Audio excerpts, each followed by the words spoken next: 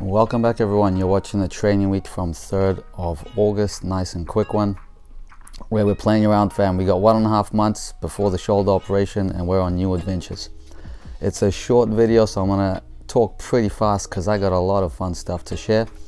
As you saw, the weekly focus, or pretty much like the focus for the month now, is gonna be Bretschneiders, fam.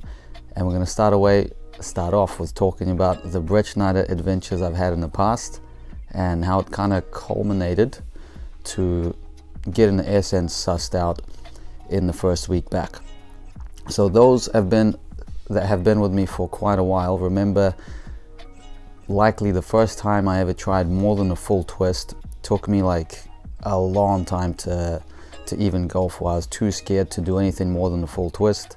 Something about wrapping the twist in during a Kovacs did not sit right. And after lots of just sitting and Gerrit famously saying, once you start twisting, you can only go that way, I wrapped it in and I did 2.5 twists. We were trying a layout 1.5, thinking about it as a, start with 1.5 so that eventually you can go 1.5 half and exit it like a Coleman.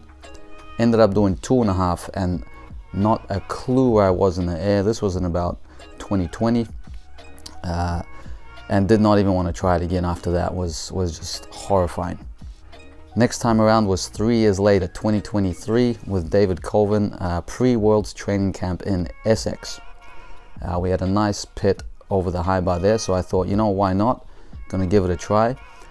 Did a few 1.5 twisters, and I remember being pretty excited after playing, and I'd try the double the next day. And same thing.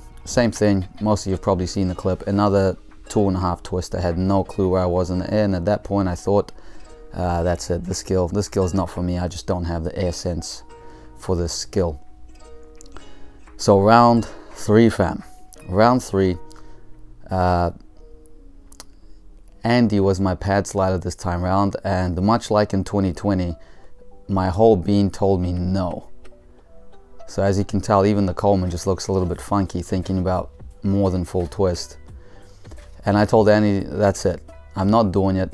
I just can't. I'm too scared.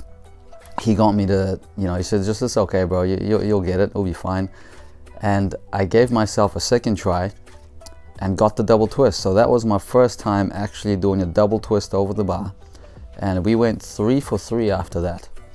So got lost in the first one, did a 1.5, thank goodness it wasn't a 2.5. And then 3 reps in a row where I didn't get lost and I knew pretty well where I was, even tried to reach a hand there, and got the double twist done. The main difference there was thinking of it as a double over the bar, much like a dismount, except going over the bar.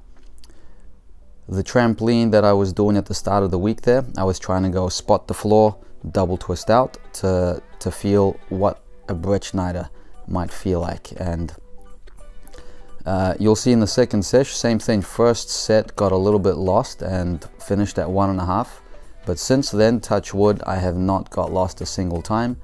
And at this point, the only thing I need is about another 0.5 meter more height. So yeah, got lost again, and I think I did another 3 or so after that. So those are the Bretschneider adventures, fam. They're off to a good start. The other adventure is another biggie. Both of these, slim to no chance of doing it, but I know that they're possible, and that's part of the fun of setting yourself a massive challenge. Something you can just barely might be able to do. So Peach Diami. We're gonna watch a few at the end of this clip. Peach Diami. I had to change the entry for the Peach. As you know, I do the hip circle version. And shout out to anyone competing at Central Champs last weekend. I had a little bit of a play after coaching the comps. But so I have to learn that piked entry, because I don't think you can do Peach Diamond with the hip circle entry. But let's take a look at some of the very few gymnasts that have competed it. I forgot to include Daniel Leyva. Joe Shishong, arguably the GOAT of the skill. He's the only one that competed Peach Diamond 1/4. It's named after him. and as you can see, he gets into a really deep pike. Here's a better quality clip of him. The creator was Teng Haibin, who we'll see next. I've seen, unfortunately, a clip I couldn't find, but a gymnast definitely worth checking out, Hoshi Yosuke.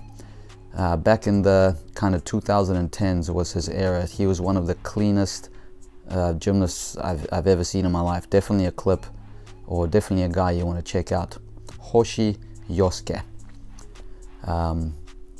So that's going to be the P-Bar adventure. So far I haven't done anything else.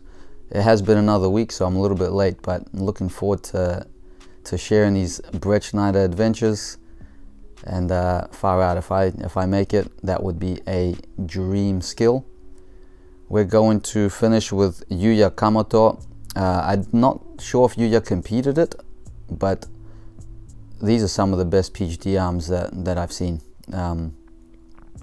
I've left out a couple people, but there you have it, fam. Fast-paced video. Thanks for watching. All the best, and until next time.